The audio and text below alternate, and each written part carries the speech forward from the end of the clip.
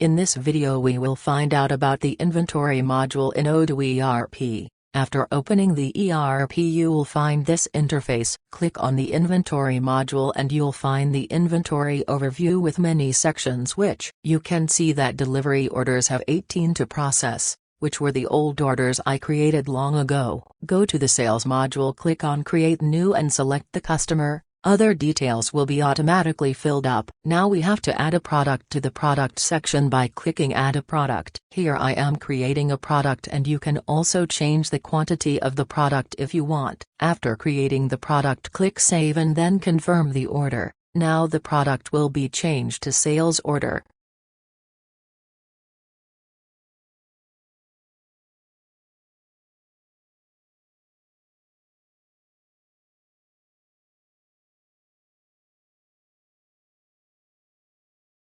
Now go back to the inventory module, where you can see delivery orders are 19 in numbers, previously which were 18. After clicking on the newly created sales order, simply select validate and then apply. Now your sales order will be validated based on the demand and reserved order. If the reserved order is less than the demand order, then the order will not be validated.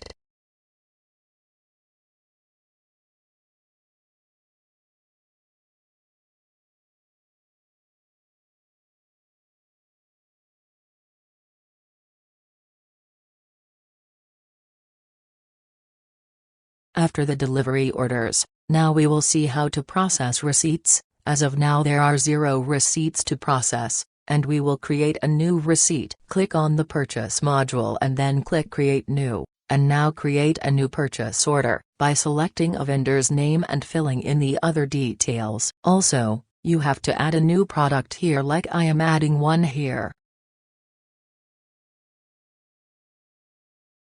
After adding the product, now click save and then click on the confirm order button. Now you can see that a purchase order has been placed and one receipt has been generated. After this, go back to the inventory part and you'll find one to process in receipts. Click on the receipts and then select validate. You'll be notified that you have not recorded done quantities yet. By clicking on apply, Odoo will process all the quantities. Click on apply. You'll find the receipt has been processed and there is no receipt left to process unless you create one. The same process is done with the other sections in inventory. That's all for this video. We will meet on the next module of the Odoo ERP.